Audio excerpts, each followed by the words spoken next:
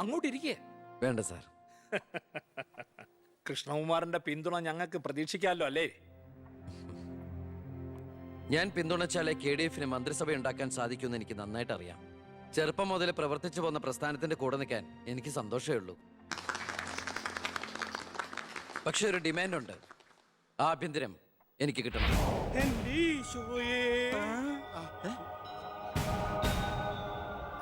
ഞാൻ ആ കാര്യം പറയാനിരിക്കായിരുന്നു. Home minister ആകാനോ? അത് നടപ്പില്ല.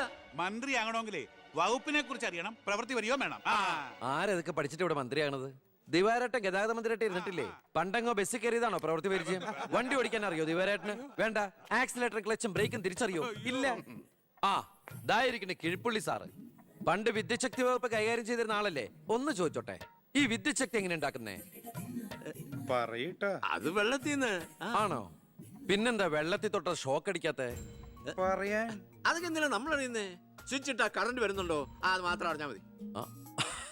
അതറിയില്ല. യവൻ പറയുന്നതിലും കാര്യമുണ്ടെന്നേ. പിന്നെന്താ ഷോക്ക് അടിക്കാത്ത? നമ്മളെന്തിനാ വല്ലവന്റെയും കാര്യം ആലോചിച്ച് തല ഉണ്ടാക്കുന്നേ? ഏതൊരു ജോലിക്കുണ്ട് യോഗ്യത ടെസ്റ്റ്. സത്യത്തിൽ മന്ത്രിയാകാനും വേണം ഒരു പരീക്ഷ. ഈ IAS IPS ഒക്കെ പോലെ IIPS, Indian institute of political science, അത് പഠിക്കണം. അല്ലെങ്കിൽ വേണ്ട. മിനിമം യോഗ്യത 10ാം ക്ലാസ് പാസ്സാവണമെന്ന് പറഞ്ഞാൽ ഇവിടെ ഇരിക്കുന്ന പലരും ഓടിപ്പോണ്ടി വരും. ഈ തെരഞ്ഞെടുപ്പ് എന്ന് പറയണത് തന്നെ ഒരു പരീക്ഷയാ.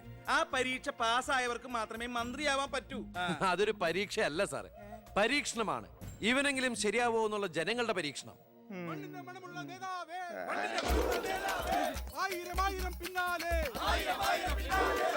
മതി, ഇനി നിങ്ങൾ ഇവിടുന്ന് ജൈവിച്ചോ. ഞാൻ പറയാതെ ആരും നിർത്തരുത്. മണമുള്ള നേതാവേ, ആയിരം ആയിരം പിന്നാലെ. എന്തിനാ ഇങ്ങനെ ഓരോന്നിനെ സൃഷ്ടിക്കണേ? അപ്പൊ സാറേ, എന്റെ കക്ഷി മത്സരിച്ച 3 സീറ്റിലും ഞങ്ങൾ വിജയം കണ്ടെത്തി കഴിഞ്ഞു. ഇവരുന്ന മന്ത്രിസഭയിൽ ആഭ്യന്തരം തന്നെ പിടിക്കാനാണ് എന്റെ തീരുമാനം. എങ്കിലും ഞാൻ ഇറങ്ങാണ്. അയ്യോ പോകല്ലേ, നമുക്ക് ചർച്ച ചെയ്യാം. എന്റെ തീരുമാനത്തിൽ മാറ്റൂല. ഇല്ലെങ്കിൽ വീണ്ടും ഒരു ഇലക്ഷൻ നേരിടാൻ അല്ല, തയ്യാറല്ല. ഞാൻ പറയുന്നു കേക്ക്. തിരക്ക് വേണ്ട, നിങ്ങൾ സമയമെടുത്ത് ആലോചിച്ചിട്ട് മതി.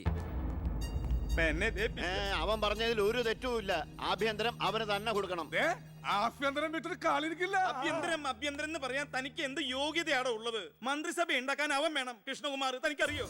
എന്നെ ഒന്നും വന്നേ. അവൻ പണങ്ങി പോയതാണോ? കാര്യം കാണാൻ കഴുതക്കാരും പിടിക്കണം. ഞാൻ ആരുടെ കാല് പിടിക്കണം പറഞ്ഞേ? തന്റെ കാല് പിടിക്കണോ? തന്റെ മോന്റെ കാല് പിടിക്കണോ? ഞാൻ ആരുടെയും പിടിക്കാൻ തയ്യാറാ. ഒന്നുകൂടെ ആലോചിച്ചിട്ട് പോരെ പക്വതയില്ലാത്ത ഒരുത്തന്റെ കയ്യിൽ ആഭ്യന്തരം കൊടുക്കാൻ. അവന്റെ പിറകിൽ ഞാനില്ലടോ. അവനെ മുന്നിൽ നിർത്തി ഞാൻ ഭരിക്കും. ആരൊക്കെ എന്തൊക്കെ പറഞ്ഞാലും ആഭ്യന്തരം ഞാൻ വിട്ടു തരില്ല. തനിക്ക് കൈയിട്ട് വരാൻ പറ്റിയ ഒരു വകുപ്പ് തന്നാ പോരെ? തരാം. എങ്കിൽ വനം മതി. നമുക്ക് സാവധാനം വെളുപ്പിച്ചെടുക്കാം. അതിന് യോഗ്യതയിലൊന്നും മാത്രം ആരും പറയരുത്. കാരണം ഞാൻ കാടിന്റെ മകനാണ്.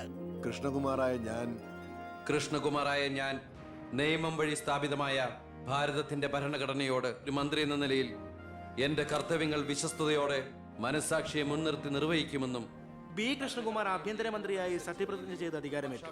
ഗവർണർ നരേന്ദ്ര ഷെറാവത്ത് സത്യവാചകം ചൊല്ലിക്കൊടുത്തു. തൊമ്മൻചാക്കോ മന്ത്രിസഭയിലെ ഏറ്റവും പ്രായം കുറഞ്ഞ മന്ത്രിയാണ് ബി കൃഷ്ണകുമാർ.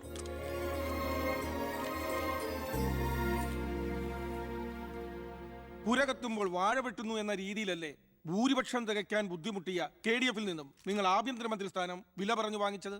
എനിക്ക് കിട്ടിയ അവസരവും ഉപയോഗിച്ചു എന്നുള്ളത് ശരിയാണ്. അത് പക്ഷേ എന്റെയും കുടുംബത്തിന്റെയും സാമ്പത്തിക ഭദ്രത അരക്കെട്ടുറപ്പിക്കാനോ അധികാര ദുർവിനിയോഗത്തിനുമല്ല, മറിച്ച് എനിക്ക് കിട്ടിയ ഈ അധികാരം ജനനന്മയ്ക്കായി വിവേകത്തോടെ ഉപയോഗിക്കാനാണ്. അച്ഛനെതിരെ മത്സരിച്ചപ്പോഴുണ്ടായ മാനസികാവസ്ഥ? ഞാൻ അച്ഛനെതിരായിട്ടല്ല, അച്ഛന്റെ രാഷ്ട്രീയ നയങ്ങൾക്കെതിരെയാണ് മത്സരിച്ചത്. രാഷ്ട്രീയം വ്യക്തിനിഷ്ഠമല്ല. അച്ഛനെ തോൽപ്പിച്ചപ്പോൾ എന്തു തോന്നി? ഞാനല്ലോ തോൽപ്പിച്ചത്, ജനങ്ങളല്ലേ. രാഷ്ട്രീയക്കാർ കൊള്ളരുതായ്മ കാണിച്ചാൽ വോട്ടിങ്ങിലൂടെ പുറത്താക്കാൻ ജനങ്ങൾക്ക് അവകാശമുണ്ട്. അപ്പോൾ താങ്കളുടെ അച്ഛൻ ശ്രീ ബാലഗംഗാധരൻ ഒരു കൊള്ളരുതാത്തവരും അഴിമതിക്കാരും ഒക്കെ ആണെന്നാണോ ബഹുമാനപ്പെട്ട മന്ത്രി പറയുന്നത്? ഞാനൊരു വ്യക്തിയല്ല ഉദ്ദേശിച്ചത്.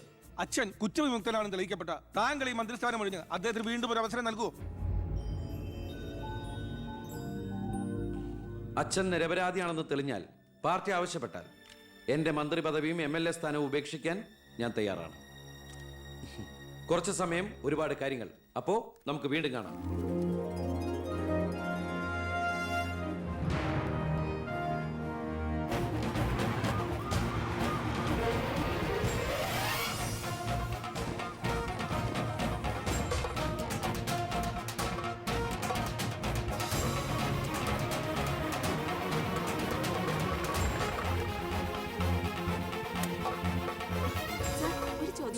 ആവശ്യത്തിലേറെ ചോദ്യങ്ങൾക്കുള്ള ഉത്തരം ഞാൻ പറഞ്ഞു കഴിഞ്ഞു. ഇനിയും ആവർത്തിച്ചാൽ വെറും വാചക കസർത്ത് നടത്തുന്ന ഒരു ഹോമിനിസ്റ്ററായി പോകും ഞാൻ. പ്ലീസ് പ്രവർത്തിച്ച് കാണിക്കാനുള്ള സാവകാശം തരൂ. വരണം സർ. അപ്പൊ പിന്നെ കാണാം. സർ, സാർ പറഞ്ഞില്ലേ കറപ്ഷൻ ഇല്ലാത്ത ഓഫീസേഴ്സ്.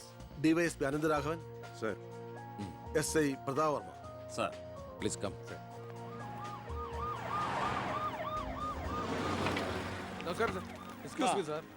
ഈ മന്ത്രിസഭ കാലാവധി പൂർത്തിയാക്കും. ക്യാബിനറ്റ് മീറ്റിംഗ് കഴിഞ്ഞിട്ട് പറയാം. 5 കൊല്ലം ഞാൻ ഇവിടെ ഉണ്ട്. മീറ്റിംഗ് കഴിഞ്ഞിട്ട് പറയാം. മീറ്റിംഗ് കഴിഞ്ഞിട്ട് പറയാന്ന് പറഞ്ഞില്ലേ? എന്റെ പേഴ്സണൽ പ്രൊട്ടക്ഷൻ വിങ് എന്ന പേരിൽ സാറും സാറിന്റെ ഗ്രൂപ്പും എന്നോടൊപ്പം ഉണ്ടാവണം സർ. അത് പക്ഷെ എന്നെ പ്രൊട്ടക്ട് ചെയ്യാൻ വേണ്ടിയിട്ടല്ല, ഈ നാടിനെ പ്രൊട്ടക്ട് ചെയ്യാൻ എനിക്ക് നിങ്ങൾ ആവശ്യമാണ്. എന്നെക്കാൾ ഉയർന്ന റാങ്കുള്ള എനിക്ക് കമ്മ്യൂണിക്കേറ്റ് ചെയ്യാൻ എളുപ്പം സാറുമായിട്ട്. പണ്ട് ലാത്തി ചാർജുകൾക്കിടയിൽ സാർ പലവട്ടം എന്നെ ലാത്തിയുമായിട്ട് പരിചയപ്പെട്ടിട്ടില്ലേ സാർ? അതല്ല സർ, പിന്നെന്താ സാർ? ഒരു റിക്വസ്റ്റ് ഉണ്ട്. യെസ്. സാർ ഇനി എന്നെ സാറേന്ന് വിളിക്കരുത്. ഒരു മന്ത്രിയായെന്ന് കരുതി പെട്ടെന്ന് അപ്പനെ കയറി അവസരപ്പെട്ടാന്ന് വിളിക്കാൻ പറ്റുമോ? ഞാൻ സാറേന്ന് വിളിച്ച് ശീലിച്ചു പോയി. നാവ് അങ്ങനെ വഴങ്ങും സാറേ. ഗുഡ് മോർണിംഗ് ആ അയ്യർ സാർ. ഇവരുടെ പുതിയ പോസ്റ്റിംഗിന്റെ കാര്യം ഞാൻ DGയോട് ഇൻഫോം ചെയ്തിട്ടുണ്ട്. Please take necessary steps. Okay, sir. Okay. Sure, sir. Hello, ഞാൻ പൗത്രനാ. നിന്റെ സത്യപ്രതിജ്ഞ ഞാൻ TV കണ്ടു.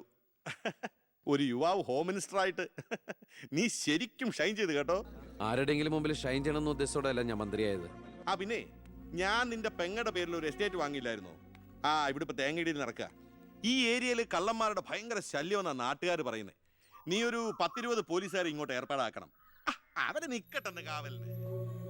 അളിയന്റെ തേങ്ങയ്ക്ക് പ്രൊട്ടക്ഷൻ തരാനുള്ളതല്ല കേരള പോലീസ്. അവർക്ക് വേറെ ജോലിയുണ്ട്. മിസ്റ്റർ പൗത്രന് വേറെ എന്തെങ്കിലും പറയാനുണ്ടോ?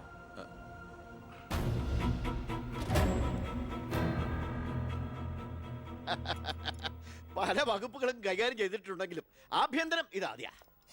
മരുന്ന് പയ്യനല്ലേ, അവന് എക്സ്പീരിയൻസ് ഇല്ലല്ലോ. അതുകൊണ്ട് ഭരണം ഒക്കെ ഞാൻ തന്നെയാ. ആയിക്കോട്ടെ, വിളിയോട് വിളി. അത് പിന്നെ വിളിക്കാതിരിക്കൂ. ആ. സാറിന്റെ ലഗ്നം അപാരം. ഇനി അങ്ങോട്ട് ശുക്രദേശയാ. തട്ട് ചെണ്ടയ്ക്കും തുട്ടുപാരാർക്കും. ഓ, അങ്ങനെ. ഞാൻ ഉദ്ദേശിച്ചത് മന്ത്രിയായതിന്റെ ചെണ്ടോട്ടും ആഘോഷവും ഇരിക്കടാ. ഇരിക്കേ. അച്ഛാ ഒരു മിനിറ്റ്. അനുഗ്രഹം മേടിക്കാനായിരിക്കും. ഓ, ചെന്നേ, ചെന്നേ. ആയിക്കോട്ടെ ആയിക്കോട്ടെ. ഈശോയെ. അച്ഛൻ അവിടെ ഇരിക്കേ. ഇത് മന്ത്രിയുടെ കസേരയല്ലേ? ഇവിടെ ഇരിക്കേണ്ട ഞാൻ ഇവിടെ ഇരുന്നില്ലെങ്കിൽ അവിടെ പട്ടി കയറി ഇരുന്ന് ഇറങ്ങി. ഞാൻ ഉദ്ദേശിച്ചത് ഒരു ബനാന ടോക്കാണ്. പഴഞ്ചൊല്ല് ഷോ കയ്യിൽ നിന്ന് പോയി. ഉണ്ടായിരുന്നു. അച്ഛൻ ഒരുപാട് കൊല്ലായിട്ട് ഈ നാടിനു വേണ്ടി കഷ്ടപ്പെടുന്നതല്ലേ? ഇനി കുറച്ചു കാലം റെസ്റ്റ് എടുക്ക്. നമുക്ക് ആരോഗ്യമൊക്കെ നോക്കണ്ടേ? അതെ അതെ, മകൻ ഇവിടെ ഹോം മിനിസ്റ്റർ ആകട്ടെ. അച്ഛൻ ഇനി കുറച്ച് നാള് ഹോമിലെ മിനിസ്റ്റർ ആകട്ടെ. വേണ്ടല്ലേ? ആ അമ്മേ, ഞാൻ ഓഫീസിൽ എത്തിയുള്ളൂ. പിന്നെ അച്ഛൻ അങ്ങോട്ട് വരുന്നുണ്ട്. കുറച്ചു കാലം അവിടെ കാണും. സന്തോഷായില്ലേ? അച്ഛന് ഇഷ്ടപ്പെട്ട ആഹാരങ്ങളൊക്കെ ഉണ്ടാക്കി കൊടുക്കണം. പാലടയും പ്രഥമനൊക്കെ ആയിക്കോട്ടെ. വേണമെങ്കിൽ വീട്ടിലൊരു ATM കൗണ്ടർ ഞങ്ങൾ ഏർപ്പാടാക്കി തരാം. ATM? അതെ, എനി ടൈം മദ്യം. ചുമ്മാ അടിച്ച് വീലായിട്ട് വാള് വെച്ചോട്ടെ സാർ. ഇനിയിപ്പോ ആര് ചോദിക്കാൻ? എന്തിനാ സാർ എന്ന് സമയം കളയുന്നേ? ഇപ്പൊ പോയ സന്ധിക്കുമ്പോ വീട്ടിലെത്താം. ഇവിടെ ഞങ്ങൾക്ക് 100 കൂട്ടം പണികളുണ്ടെന്നേ. അച്ഛനോട് നിന്നാലേ നമ്മുടെ പണി നടക്കത്തില്ല. ഓ, എന്തൊക്കെ ആഗ്രഹങ്ങളായിരുന്നു. പോകുന്ന പോക്ക് കണ്ടില്ലേ? CPU പോയ കമ്പ്യൂട്ടറിനെ പോലെ. സർ, കളക്ടർ ഗോപിനാഥൻ കാണാൻ വന്നിട്ടുണ്ട്. വെയിറ്റ് ചെയ്യാൻ പറയൂ. കുറെ നേരമായി വെയിറ്റ് ചെയ്യുന്നു സർ. കുറച്ചേരം കൂടി വെയിറ്റ് ടയർ സാറേ. Okay sir. ഇയാൾ ആരാ? സ്വാമിനാഥൻ അയ്യർ, M.Com LLB, എന്റെ PA. അയ്യോ, അപ്പൊ ഞാനോ? താൻ വേറെ 8ാം ക്ലാസ്സും കുസ്തിയില്ല. അപ്പൊ എന്റെ പോസ്റ്റ്? എടോ, നിന്ന നിൽപ്പിൽ മറുകണ്ഠം ചാടിയ തന്നെ ഞാൻ എങ്ങനെ വിശ്വസിക്കാനാ? ഇനി തിരി അങ്ങോട്ട് അവിടെ വിശ്വസിക്കില്ല. അതെന്റെ കുറ്റമല്ല. അപ്പൊ ഞാൻ എന്ത്? താനെന്തെങ്കിലും ചെയ്യും.